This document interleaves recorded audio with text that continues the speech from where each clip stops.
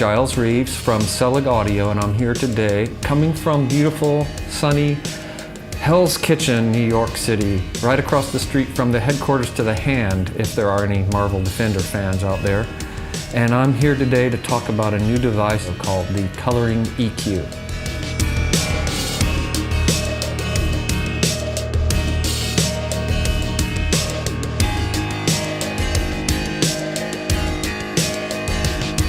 Well, the ColoringEQ was born on a day when I was researching the history of equalizers.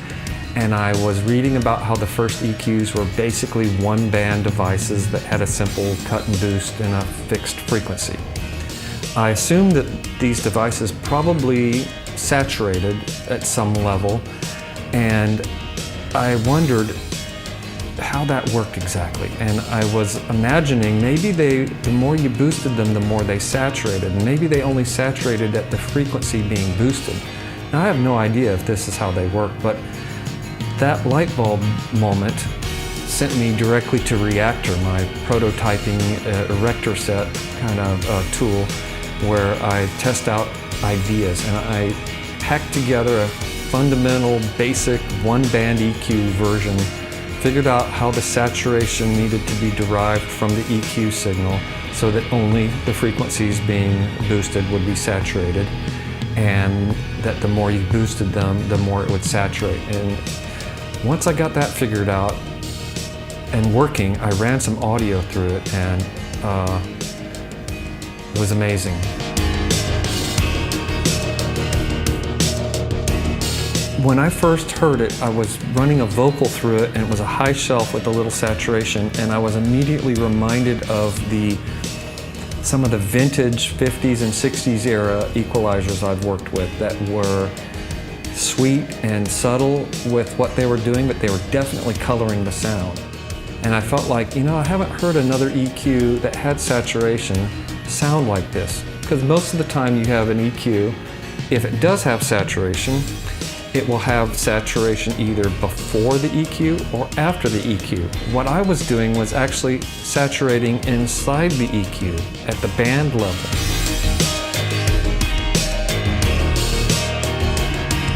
But once I had established that the basic technology worked in Reactor, I built a combinator that was very crude but effective, another one-band device that would allow me to test this theory, this technology, in a mix environment and see how it actually would apply to a song and a mix, and see how useful it would be. And I found that there were lots of applications for this technology.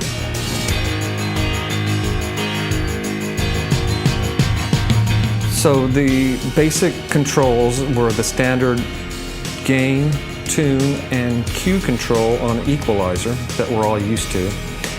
And from there, I tried different things, but I ended up settling on a drive and a level control for the saturation section. Drive meaning it's the input and it's controlling how saturated the signal is, and level is on the output, and that's controlling how loud that saturated signal is in the comparison to the EQ signal. I also found it useful when trying to be subtle with this thing to be able to solo the saturated signal on its own, so I could tell how much of the harmonic how much harmonic energy I was adding.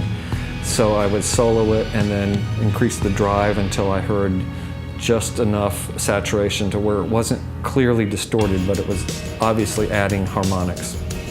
And from there, I incorporated all that into the combinator model so that I could work with it in the real world and further refine the concept.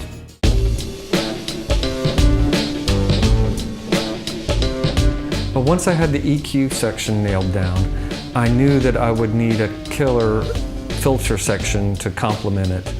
And I incorporated some ideas that I've been working with over the years in Reactor. The first one was my vari-slope idea, where you have a continuously variable slope. In my original prototypes, it went from 6 dB to 24 dB per octave because I was putting it in a synthesizer.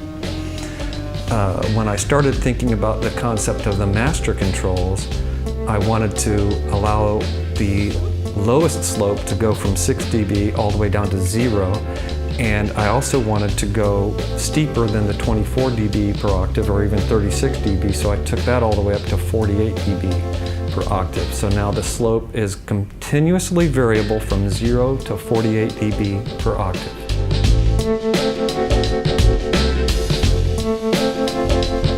Well, besides the idea of including it in the master gain control, I found that the slopes from 6 dB down to 0 dB, or actually between them from 1 to 5 dB, resembled a cut-only shelf EQ, so that it gives a little more versatility. If you want to use all the EQ bands in parametric types or shapes, you can use the two filters for a low and a high shelf if you're looking to cut in that range.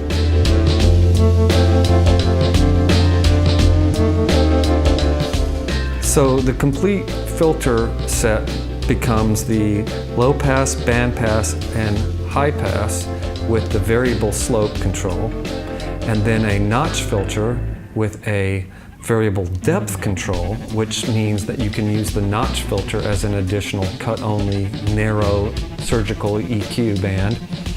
And finally, the musical comb or resonating filter, which allows you to impart a pitch quality on the sound, or use an external LFO to sweep it and make some nice flanger, phaser, sweeping sounds. Just a bonus. Yeah, the master control is a complete duplication of the EQ section, and it controls all the EQs together, and if you want to, you can add the filters in as well. So the gain control obviously controls the master gain, allowing you to reduce the overall curve or even go up to 200% of the original curve. This is really handy if you have found yourself hyper-focusing in on like a kick drum EQ.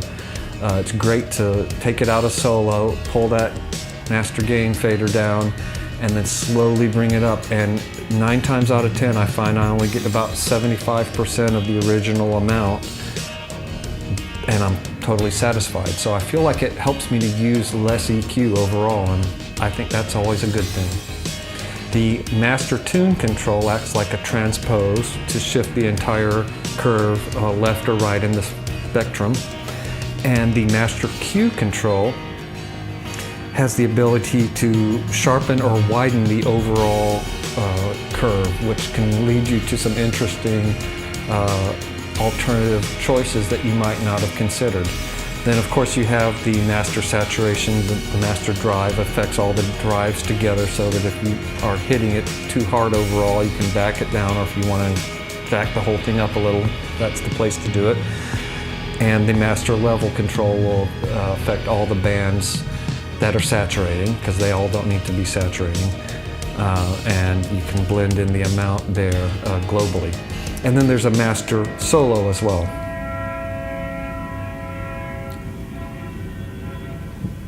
Welcome to New York City. I think that's the Circle Line leaving for the next tour.